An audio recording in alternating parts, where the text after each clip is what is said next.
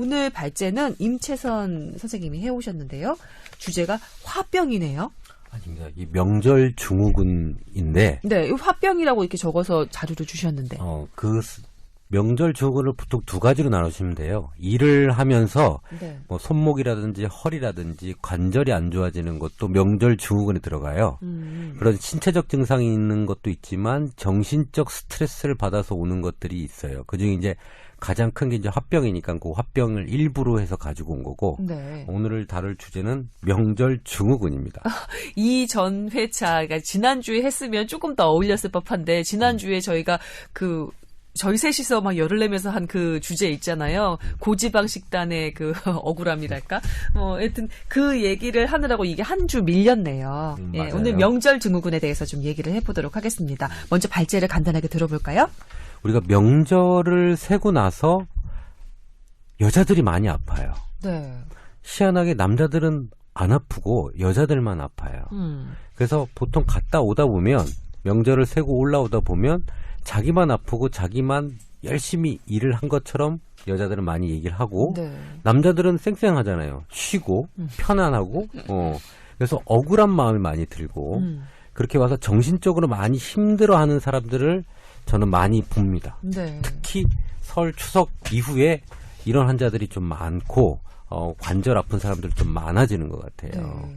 그래서 이런 것들에 대해서 간단하게 좀 얘기를 해드리려고 합니다. 네, 그렇군요. 뭐부터 짚어볼까요, 그러면? 우선 김선 아나운서는 명절 증후군 겪어본 적 있어요? 이렇게 얘기하면 저희 시댁 식구들께서 정말 억울해 하시겠지만 네. 정말 편하고 잘해주시는 시댁임에도 불구하고 이번에도 정말 시체처럼 죽은 듯이 잠 잤어요. 다녀와서. 네. 그렇죠. 예, 그게 명절 증후군인지 아닌지 모르겠지만 약간 짜증이 나고 몸이 내려앉고 짜증 나셨다. 시댁 갔다 오고 나서. 그러고 난 다음에 아니 뭐랄까 그런 왜 그래. 내가 밥 산다니까. 여튼 그런 게 좀 있었죠. 아무래도. 예.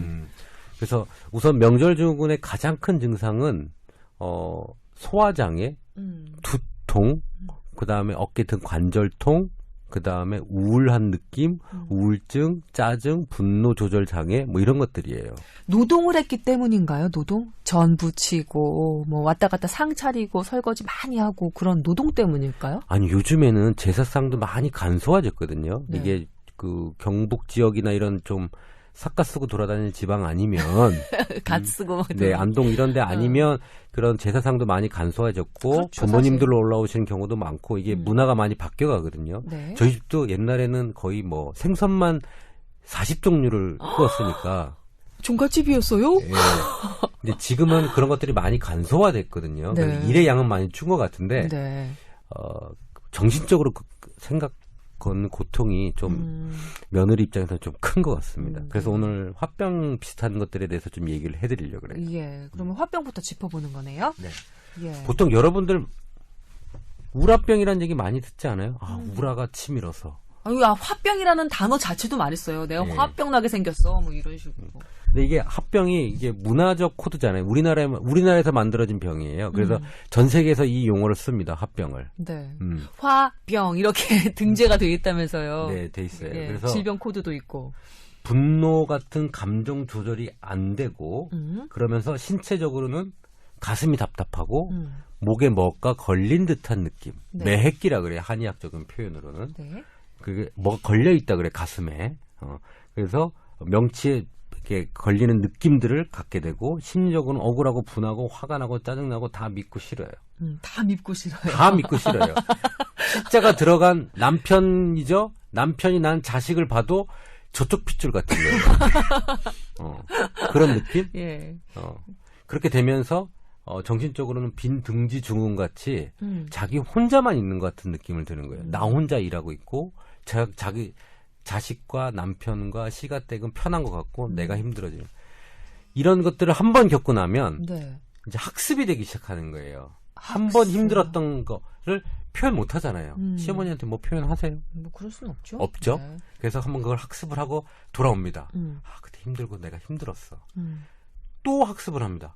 또 똑같은 감정을 느껴요. 네. 그러다 보면 이제 어떻게 되냐면 공황장애의 예기불안 증상처럼 가기 전부터 그 불편함을 느끼기 시작하고 한 달 전부터 아파해요. 추석 전이나 설 전에 미리 와서 약을 먹는 사람이 꽤 많아요. 그래요. 그게 학습이 되면서 뇌에서 가면 힘들 거야, 내가 힘들 거야, 내가 그때부터 감정 조절이 안 될 거야. 근데 요즘에는 추석 때 이렇게 싸우고 오는 사람들이 꽤 많아요. 많죠. 이혼율이 우리 명절 이후에 급증하죠. 예, 급증해요. 예. 설이나 추석 명절 이후에 이혼율 급증하죠. 급증하는 것처럼 그거를 학습하다가 이제 더 이상 못 참겠다고 폭발하는 겁니다. 요즘 여건이 신장으로 아마 그런 것들이 더 커질 거고 아마 설 명절이라든지 이런 간소화는 더 진행이 될 거예요. 그러면 이제 화병을 이 정신건강의학과에서 이제 어떤 걸로 보냐면 누구나 이제 화가 있을 수 있죠. 이게 마음의 그 스트레스가. 근데 표현되는 게 이제 그 화병이죠. 병인 거죠. 증세로 나타나는 건데 표현을 다른 사람에게 막 화를 내는 것일 수도 있고 본인이 막 참아서 본인이 우울해지는 경우도 있고 본인이 이제 막 그것도 아니면 막 그 신체화 장애라고 하는 아픈 거죠. 여기가 저기저기 아프고 막 하는 걸로 나타나는데 그럼 이걸 어떻게 해야 되느냐? 이게 우리 마음의 그릇이라고 해요. 이게 하나 쌓여서 이게 넘칠 때 그런 게 생긴다고 하거든요. 그래서 이거를 평소에 어떻게 잘 비워내느냐 하는 게 이제 그 화병을 관리하는 하나의 적인데, 그러니까 이를테면 그렇게 볼 수 있는 거죠. 그러니까 내가 명절에 가서 시댁에 가서 김서훈 아나운서처럼 시댁에 가서 그게 촉발이 돼서 화병이 생겼느냐? 그렇진 않을 것이다. 그러니까 아주 내가 평상시에 그릇이 비워져서 즐거운 상태였으면 시댁이라는 스트레스가 조금 내 안에 들어왔어도 넘칠 정도는 아니었을 텐데 내가 평소에 아주 간당간당하게 산 거예요. 되게 스트레스가 넘칠 듯 말 듯 사다가 가서 시댁이라는 스트레스가 딱 들어오니까 이게 넘치고야 마는 거죠. 그래서 이런 부분을 항상 화병은 내가 화병이 생기는 그 이벤트가 상당히 중요해요. 저것 때문에 내가 좀 폭발했어. 이렇게 생각하기가 쉬운데 냉정하게 따지면 그게 아니라 평상시 나의 삶에서 그런 것들이 쌓여져 왔고 그게 하나가 촉발하는 계기가 됐다라고 생각하는 게 더 이 남녀 관계에서 늘 문제가 되는 게 이거거든요. 어떤 연인 사이에 그 남녀가 싸움이 나요. 여자가 약간 토라지거나 이렇게 문제 제기를 한 거는 음식 메뉴 때문이었다고 생각을 해봐요. 그러면 이 남자는 이 음식 메뉴만 바꿔주면은 우리 사이가 다시 이전으로 회복될 거라고 생각을 하지만 여자는 이 음식 메뉴가 단지 그냥 트리거였던 것 뿐이에요. 계기였던 뿐이고. 트리거란 단어도 아세요? 왜 그러나 이 사람아. 그였을 뿐이고. 좋아하시네. 이전에 이 남자가 전화 연락도 잘 안 되고 집에 간다 그러면서 자기 남자친구들이랑 같이 술 먹으러 가고 어떻게 보니까 클럽에도 간 것 같고 나 모르게 이런 것들이 계속해서 쌓여오다가 결국은 음식 메뉴로 타박이 이게 계기가 돼서 싸우게 됐던 거죠. 그러니까 조금 그 전에 조동찬 기자가 말씀하셨던 아마 그 명절 딱 하나 때문에 화병이 난 것은 아닐 것이다. 이것은 하나의 계기이고 이전에 이미 스트레스 지수가 넘칠 만큼 좀 이렇게 간당간당하게 했기 때문일 것이다라고 얘기하신 게 이 남녀관계 그 싸움의 전형적인 패턴하고 좀 연결이 되는 것 같아서 말씀을 좀 드려봤네요. 그러니까 보통 이게 문화의 자기 생각의 차이잖아요. 남녀도 자기가 생각하는 것 차이가 생겨서 하는 거고 시대에 가면 문화적 차이를 많이 느끼는 것 같아요.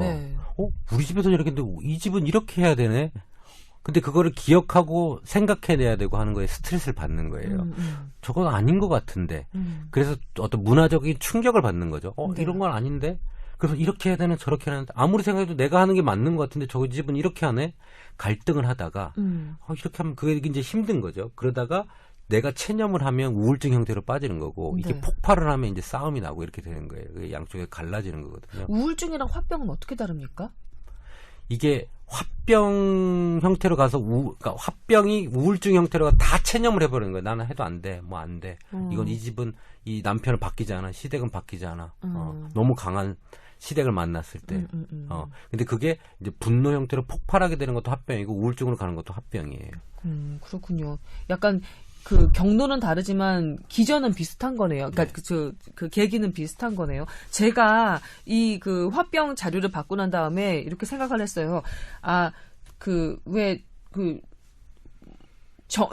그 신체화 증상 장애 얘기하셨잖아요. 화병이랑 신체화 증상은 거의 거울 역상 이미지가 아닌가라고 생각을 했었거든요. 그러니까 신체화 증상은 나는 별로 이렇게 마음이 답답한 것도 잘 모르겠고 그렇게 화가 나는 것도 없는데 보니까 배가 되게 아파. 아니면 등에 이상한 뭐 통증이 있어. 근데 사실 나는 인식하지 못하고 있는 거예요. 내 짜증이나 스트레스 같은 경우. 그런 경우 신체화 증상이라고 얘기를 하기도 하잖아요. 그런데 화병 같은 경우는 나는 진짜 못 살겠어. 화나고 답답하고 뭐 어디 명치가 한 것 같은데 실제로 병원에 가서 보면 명치에 아무것도 없고 위장도 그냥 깨끗하고 등에 보면은 염증도 없어요. 등 근육에. 그런 경우가 많잖아요. 그러니까 거울 이미지처럼 역상인 경우가 많지 않나요? 저희 병원에 그런 환자들이 한 5명 정도가 있어요. 제가 볼 때 이건 화병이에요. 근데 그런 사람들은 화병입니다라고 얘기해도 우선 안 믿어요. 불안해하면서 이게 화병 맞아라고 하면서 전국의 병원을 돌면서 검사를 합니다. 이거 검사하지 마세요. 아무것도 안 나옵니다. 해도 아산병원, 대형병원을 세브란스 병원 다 검사랑 다 하고 와요. 2천만 원, 3천만 원대 검사를 하는데 답이 안 나와요. 근데 그 신체화 장애는 진짜 고치기가 어려워요. 그게 반면 신체화 장애도 고착화돼가지고 네. 계속 아프다고 느껴요. 아무 이상은 없는데. 그러니까 그 화병이 오래돼서 우울증을 가도 그렇게 심하게 가고 신체화 장애도 와도 심하게 돼요. 이게 건강이라는 게 그냥 단지 물리적인 육체의 문제가 아니라 늘 보면 이 정신, 마음, 내면 이런 거랑 연결이 되어 있으니까 더 복잡한 문제인 것 같아요. 저는 누누이 말씀드리지만 내면이란 건 뇌에 있다고 생각하고 뇌에 사용되는 에너지가 이런 유물론자 같으니라고. 그렇죠. 뇌에 우리가 갖고 있는 에너지 20%를 사용하는 대단히 큰 적이니까 그런 것에 흔들리는 것, 나의 뇌가 20%의 에너지를 사용하는 곳에서 어떤 문제가 생긴다는 건 대단히 큰 문제일 가능성이 있는 거죠. 예? 그러니까 팔 하나가 차지하는 비용이 아마 20%가 안 될 거예요. 팔 하나가 잘려나간다면 엄청난 일인데 네. 이 20%가 괴로운 이런 것들은 상당히 큰 일이라고 생각해요. 근데 그러면 이제 화병을 어떻게 해결할 것이냐 이게 문제인데 아까의 그릇 얘기로 가서 이게 빨리 배출시키는 게 좋다고 생각을 하죠. 그래서 하나의 방법이 예전에는 화병이 환자들에게 화 많이 내라 주변 사람에게 그냥 내라 우울증 환자 막 내라 그랬었어요. 그런데 지금은 그 개념이 조금 바뀐 게 뭐냐면 내가 낸 화는 제가 만약 임원장한테 화를 내면 임원장도 그게 쌓여서 다른 사람에게 내고 그 다른 사람이 또 다른 사람에게 화를 내고 해서 사회적으로 계속 순환하게 된다. 사회 전체의 화가 총량이 늘어나는 총량이 늘어날 수 있다. 그러니까 내 개인적으로 화를 그러니까 그런 거 있잖아요. 화를 되게 잘 내는 사람들의 가정을 보면 그 본인은 그러니까 보통 아버지가 그런 경우가 많은데 아버지가 막 화를 잘 내고 하면 그 아버지는 되게 건강한데 나머지 가족들 자식들과 부인들이 되게 막 건강이 안 좋은 경우가 되게 많거든요. 그러니까 이거는 되게 바람직한 치료 방향의 게 아니다라고 해서 화병을 연구하는 우리 임원장이 얘기했던 이제 뭐 김종호 선생님 이런 분들이 다 연구를 했던 건데 네. 바람직하게 권할 만큼이 아니니까 결국 사회적인 화가 증대된다. 그리고 우리나라 지금 자살률, 타살률이 다 높잖아요. 뭐 타살은 남에 대한 공격이고 자살은 자신에 대한 공격이거든요. 똑같은 공격성인데 이건 그러니까 전체적인 사회 공격성이 높아진 거고 우리나라의 화가 올라간 거잖아요. 그래서 화를 다른 사람에게 푸는 방식은 적절하지가 않다. 그러니까 다른 사람에게 많이 화내지 마십시오. 그리고 다른 사람에게 화를 많이 내는 사람은 철저하게 우리가 이제는 나쁜 사람이라고 봐야 됩니다. 쓸데없이 화를 내는 거는 사회 전체의 화의 총량을 높이는 증가시키는 사람이니까. 그러니까 관건이 내가 갖고 있는 그런 화를 쌓임을 어떻게 그 다른 사람에게 화를 내지 않고 풀어내느냐가 사실은 이제 화병에 대한 그 키가 되지 않을까 싶은데 지금 방금 말씀드리지만 이게 쉽겠어요? 정말 우선 정치인분들 몇 명 없어지면 좀 총량이 좀 줄지 않을까요? 구체적으로 얘기해요? 아니. 그러면 안 돼요. 아닌가요? 네네. 이렇게 크게 한번 웃어보고요. 환자 중에 어떤 할머니가 있어요. 정말 너무 심한 합병이에요. 왜 합병이 걸렸냐면 할아버지가 음식을 마음에 안 들면 상을 맨날 30년간 상을 엎었대요. 이게 우리 이주희 PD 막 욕하고 있어. 예. 주희 PD 되게 착한 PD인데. 그렇게 30년을 살고 나니까 화병이 들어서 이 심장이 답답한 것 같아 걸린 느낌 때문에 먹지도 못하고 여기가 쪼여가지고 잠을 못 잔대요. 화병이에요. 그래서 약을 주면서 할아버지한테 상을 3번만 얻고 오라 그랬어요. 아까는 그 화를 표출하면 안 된다 그랬는데 좀 빨리 고치려면 그래서 할아버지한테 음식상을 좀 거지같이 차려놓으니까 할아버지 상을 엎으려고 하겠죠. 그때 가서 미리 엎었대 할아버지한테. 3일 동안 매 끼마다 그냥 할아버지 이유 없이 상을 엎었대 할아버지한테. 그러고 나니까 너무 기분이 좋아지면서 그게 약을 지금 도착도 안 했는데 그날 돌아가서 상을 3번 엎고 나니까 이 막히게 뚫리면서 밥이 들어가더래요. 근데 아까 얘기한 대로 총량이 올라가는 건 문제지만 지금 그렇게 억울하게 살았던 사람들 한번 화를 표출할 필요도 있죠. 그러니까 그 대상자 그 뭐냐면 그 경우는 좀 다르죠. 다른 사람이 아니라 나에게 화를 쌓이게 했던 사람 그 할아버지에게 하는 거니까 저는 그 경우는 바람직하다고 생각해요. 그럼 정치한테 가서 하면 되나요? 그거는 뭐랄까 정의의 측면에서도 좀 예, 주요할 것 같긴 한데 참 힘들죠. 왜냐하면 화병이라는 그 증상이 생기기까지 아주 긴 시간 동안 지속적으로 어떤 대상에게 정당한 대접을 받지 못하고 살았다는 얘기잖아요. 참고 스스로 억누르게끔 강제당하고 살았다는 얘기잖아요. 그런데 일순 내가 그 사람 앞에서 나한테 그 화병을 안겨준 그 원인이 됐던 그 사람 앞에서 내가 갑자기 내 화를 표출한다. 이거 상당히 어려운 일일 것 같긴 해요. 사실은 그래야 풀리는 건데 그 할머니처럼. 근데 상당히 많은 다른 그 여성분들이 또 중년 이 화병을 앓고 계신 중년분들이 나에게 화병을 안겨준 대상 앞에서 상을 엎을 정도로 그렇게 크게 반발할 수 있는 용기가 없었기 때문에 화병이 낫지 않았을까요? 예, 그러니까 사람이 한없이 참을 수 있을 것 같지만 실제로 참는다는 것도 이제 뇌의 그 기능이겠죠, 용량이겠죠. 그렇지가 않더라는 거죠. 네? 그러니까 한없이 참을 수는 없으니까 그거에 대한 것도 해야 될 것 같아요. 그러니까 이게 사실 한없이 참을 수 있는 사람들은 갑을 관계에서 을인 사람이 그렇고 수식적 관계에서 아래에 있는 사람들이 많잖아요. 그러니까 사실 전반적으로 이제 갑을 관계를 바뀌고 수식적 관계를 평등하게 바꾸는 그런 사회적인 노력도 있어야겠지만 그분들이 어떻게 계속, 그러니까 분명하죠. 내가 참을 수 없는 부분은 한두 끝 없이 참을 수 없다라는 것은, 그러니까 인정한다면, 그러니까 이런 말 드리면 조금 너무 과격할지도 모르겠지만 나에게 계속 그 참을성을 강제하는 남편이다. 그러면 저는 제 딸이라면 그런 남편이 말하면 저는 살지 않기를 바라는 게 있어요. 저 같으면. 그러니까 우리나라 이혼율 막 높아서 이런 말씀 드리기 되게 조심스럽고 한두 번에 그런 일 갖고 그런 걸 결정하는 건 그렇지만 계속해서 나에게 화를 내고 나는 참아야만 하는 관계라면 적이고 직장도 비슷하다고 생각해요. 그러니까 내가 계속 참아야 하고 이걸 해야 된다 그러면 그럴 수는 없다. 사람 자체가. 그래서 아예 근본적인 관계와 근본적인 그런 직장 이런 것들에 대한 고민을 해보는 것도 하나의 방법이지 않을까. 이건 저 개인적으로는 그렇게 생각하고 있습니다. 물론 아까 얘기한 대로 비우는 거가 되게 중요해요. 이 스트레스를 이만큼 빨리 자기가 잘 비우면 아까 더 담을 수 있다 그랬잖아요. 근데 이 크기가 작은 사람이 있어요. 조금만 해도 넘쳐나. 그거는 조금 소심한 사람들, 상처받는데 아주 익숙한 사람들은 그릇이 좀 작다고 봐야 돼요. 그래서 이 작은 사람들은 조금만 해도 다 차기 때문에 그걸 빨리 해결해 줘야 되거든요. 근데 그렇게 좀 여린 여자를 만날 남성분들은 그걸 각오하고 살아야 된다고 생각을 해요. 상처에 취약한 사람은 주변 사람들이 그 사람의 그 특징을 잘 알아서 좀 뭐라고 그래야 되죠? 같이 좀 이렇게 부드럽게 대해줘야 되는 것 같아요. 그릇이 제가 작거든요. 상처에 취약한데 주변 사람들이 배려를 안 해요. 막 공격해. 아하하. 그렇군요.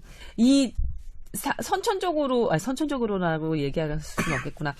상처에 취약한 그릇이 좀 작은 사람들은 어떻게 하면 그 그릇을 좀 넓힐 수 있을까요? 책도 많이 나와 있긴 하던데. 경험 같아요, 경험. 경험? 이걸 했더니 괜찮더라. 우리가 보통 우리 신경 자극을 할 때 이만한 전기자극을 줘도 못 느끼다가 조금 약간 아프네?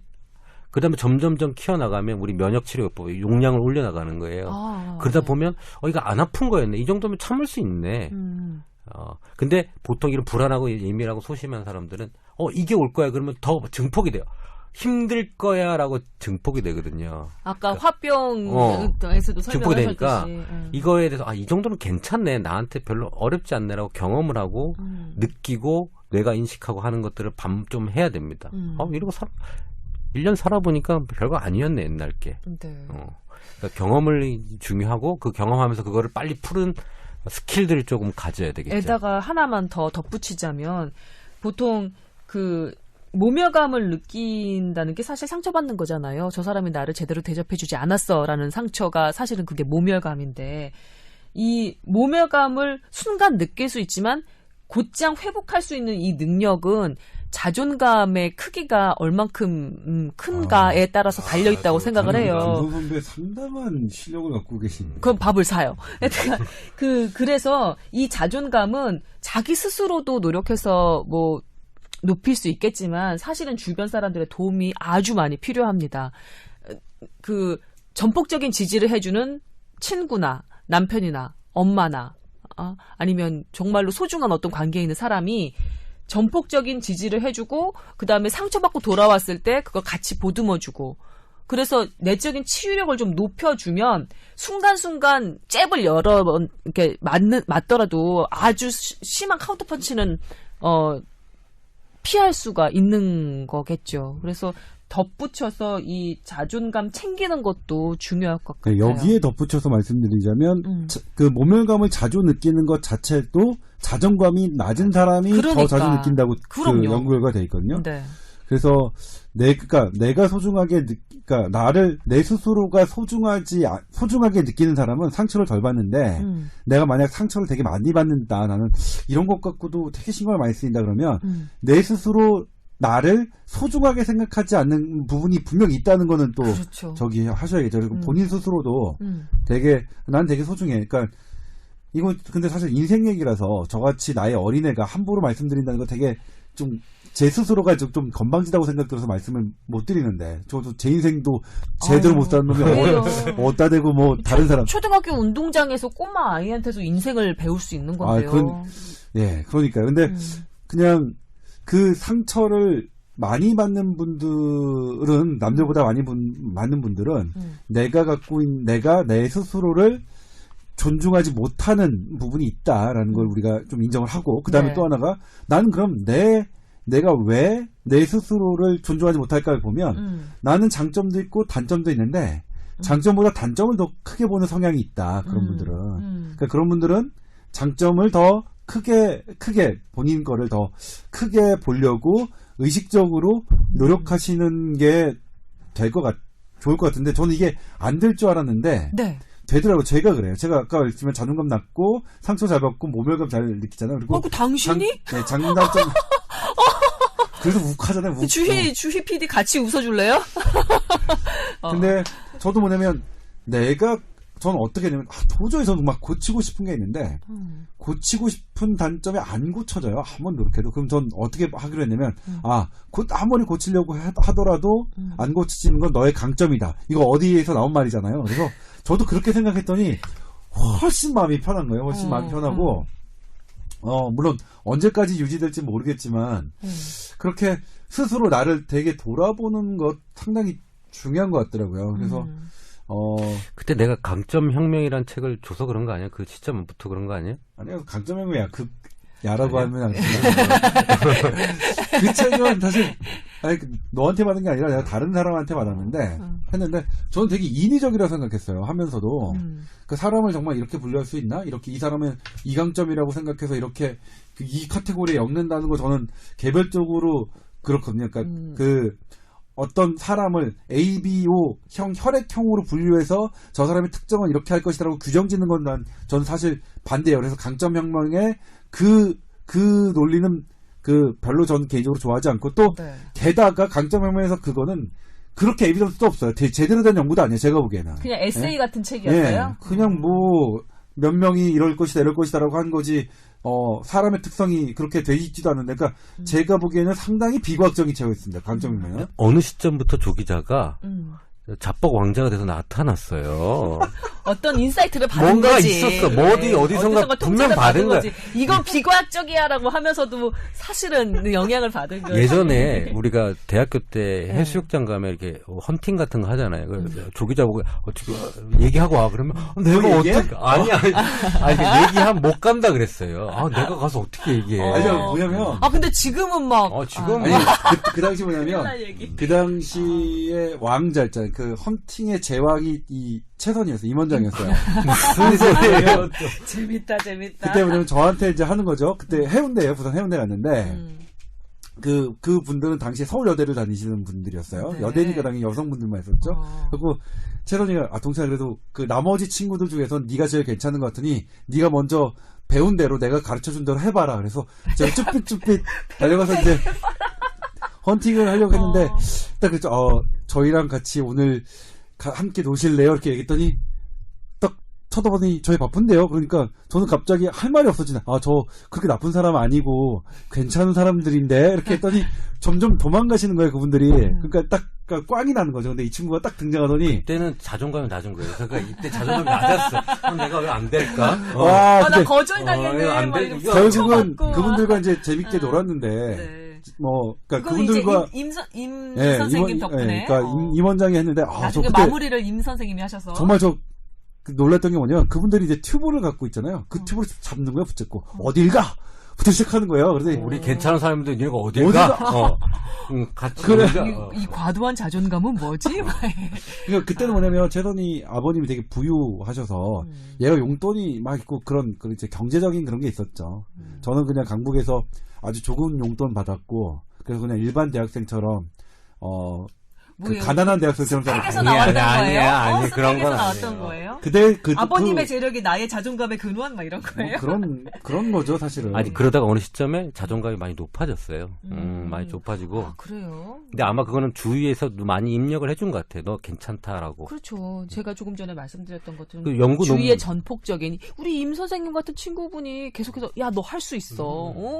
배운 대로 가서 해봐. 그래. 그렇죠. 거절당해도 한 번 다시 하는 거야. 저랑 임 원장은 우리끼리 하는 얘기지. 야, 우리가 지금 얘기하는 게 세계 최고야. 막 이렇게 얘기하는 거.